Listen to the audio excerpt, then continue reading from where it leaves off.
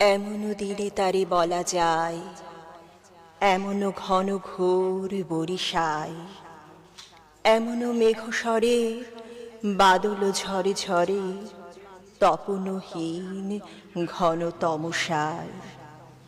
সে কথা শুনিবে না কেহ আর, নিভৃত নির্জন চারিধার, দুজনে মুখোমুখি গভীর দুঃখে দুঃখী, আকাশে জলঝরে অনিবার। জগতে কেহ যেন নাহি আর, সমাজ সংসার মিছে সব, মিছে জীবনের কলরব। কেবল আঁখি দিয়ে আঁখির সুধা পিয়ে, হৃদয় দিয়ে হৃদয় অনুভব, আধারে মিশে গেছে আর সব। বলিতে ব্যথিবে না নিজ কান, চমকি উঠিবে না নিজ প্রাণ। যে কথা আঁখি নিরে মিশিয়া যাবে ধীরে, বাদল বায় তার অবসান।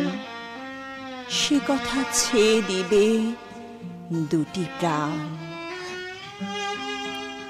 তাহাতে এ জগতে ক্ষতিকার, নামাতে পাই যদি মনোভার।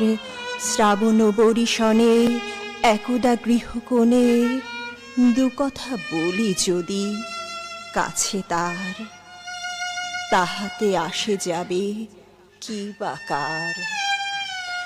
ব্যাকুল বেগে আজি বহে বাই, বিজুলি থেকে থেকে চমকায়।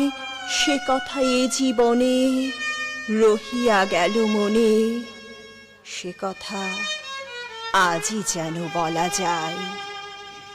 এমনও ঘন ঘোর বরিশায়। আমি যদি একটু অনুরোধ করি ওই চারটা লাইন আর একটু শোনার জন্য। সমাজ সংসার মিছে সব। নিশ্চয়ই।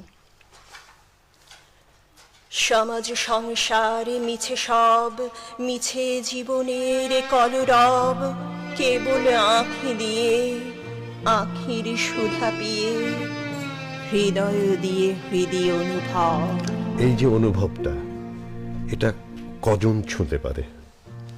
সত্যি তাই, রবীন্দ্রনাথের কথাই আলাদা। একদম, মানে এটা শুধু উপলব্ধি করতে হবে, একদম অনুভব করতে হবে।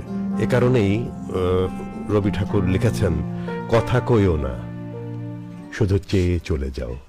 তাতেই হৃদয় দিয়ে হৃদয় অনুভব করা একদম, যাবে। মানে কথা বললে কেমন যেন একটা ধ্যান ভেঙে যায়। ঠিক তাই। অনেক কথায় প্রকাশ করা সম্ভব হয় না। সম্ভব না অনেক কিছুই, অনেক ভালো কিন্তু লেগেছে। নীরবতাই সেটা প্রকাশ করে দেয়। অনেক সুন্দর লেগেছে আতিয়া, খুবই ভালো, খুব মনোমুগ্ধকর একদম। আমি তো মুগ্ধ।